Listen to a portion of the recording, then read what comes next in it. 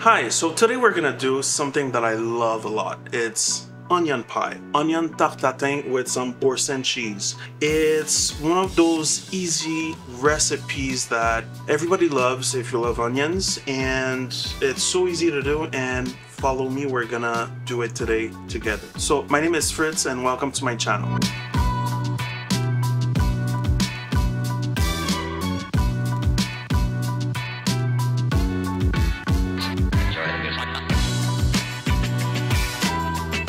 So first things first, we're gonna start by cutting the onions. I have one big red onions. I like this onion, the red onion, and mix different textures of onions because this one is a little bit sweeter. This is gonna give me more texture. And we're gonna put some green onion also. So let's start by cutting it quick. You wanna use a sharp knife when you're cutting onions because it prevents all the fumes and this, you know, when you cry when you're cutting onions. These are very strong, so I might cry on the camera, but that's okay.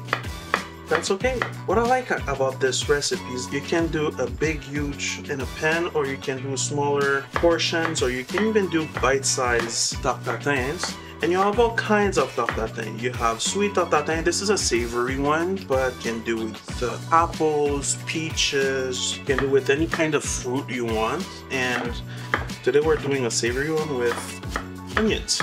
So once your onions are chopped, we're gonna crush some garlic to give it some nice flavors and depth. Just a rough chop. You don't need to go crazy on the chopping of the onions because it's gonna melt down and be all together and bathing together in those fats. So we're gonna start with a little bit of butter. We want butter, a little butter in a hot pan. I like to put some olive oil in the butter to prevent it from browning because the olive oil has a higher burning point than butter. So we're gonna let it melt and then add the onions. So in this pan, we're gonna put it in a medium heat.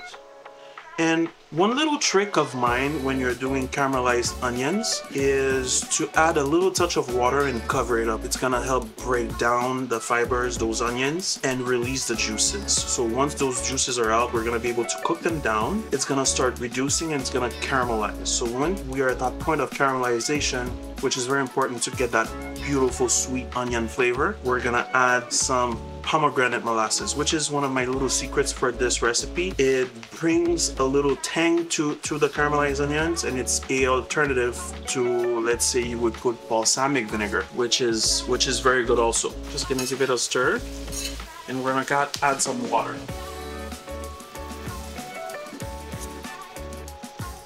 Beautiful. Once we put some water in there, we're gonna cover it up and let it cook for about 10 minutes. 5 to 10 minutes after, we're gonna uncover it. You should see the onions starting to get translucent, and slowly, we're gonna start browning them. At that point, we can add the garlic, a good pinch of salt. It smells so good in here. It's who doesn't like the smell of garlic and onion? Wow. Look at that. A little bit of black pepper. Good. Let's put some thyme in there. One little branch of thyme. That should be more than enough. Like that. Once it's almost done, we're gonna chop some green onions. I like to add the green onions at the end so it keeps its texture itself. It still has that raw taste to it.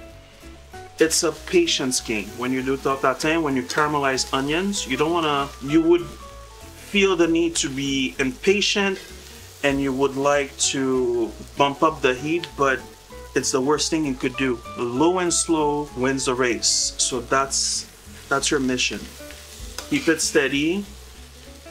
If it starts burning on the bottom, just add a little touch of water, you know, bring it back and then continue slowly caramelizing it. This step is key to the success of your dish. You really want to caramelize it. I cannot repeat it enough. It's gonna release its juices, and those juices are gonna reduce and become sweet, naturally sweet with those sugars that's in the onions, and it's gonna give you that flavor, that oniony flavor. It's the same principle when you do onion soup.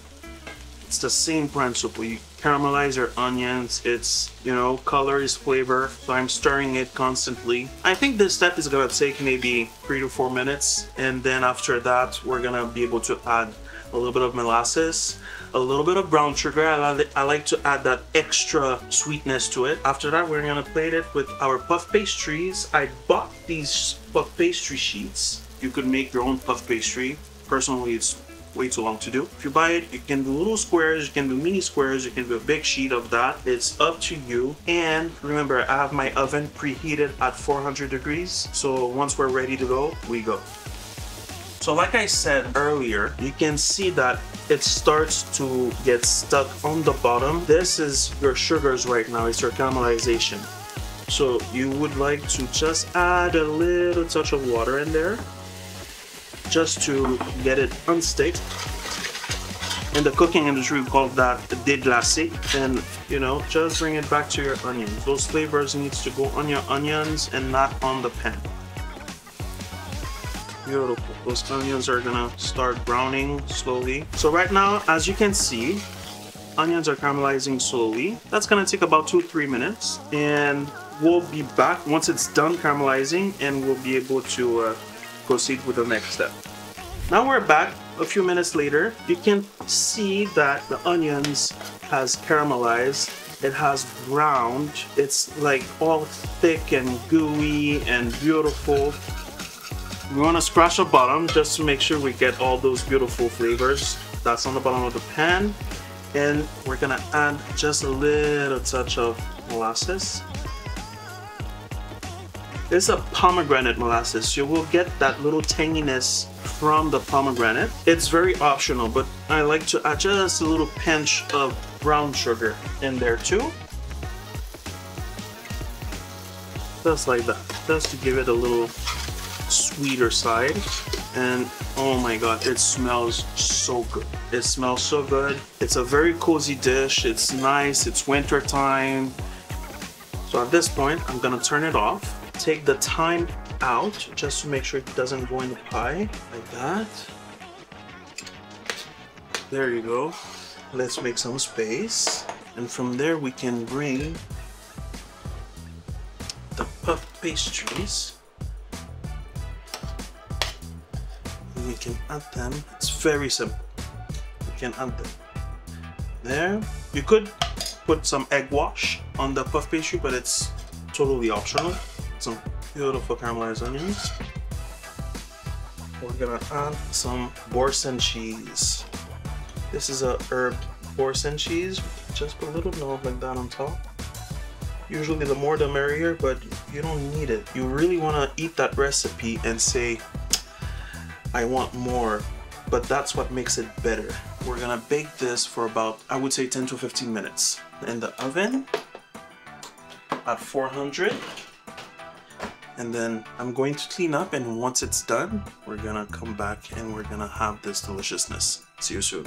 Now I think they're ready. Look at that, those beautiful puff pastries. Oh my god, this is marvelous. Look at that. Look how pretty this is. Look how yummy this looks.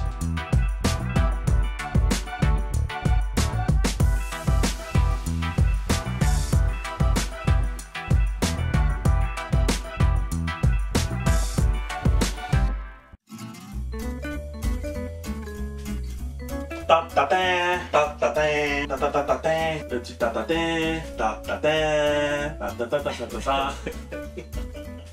Let's try this. Let's try it. This beautiful ta-ta-ta. Look at that. Oh my god. Let me cut it in 4. Everybody gets a little piece. And let's try this. So puffy. The perfect little bite of ta-ta-ta. Look at that.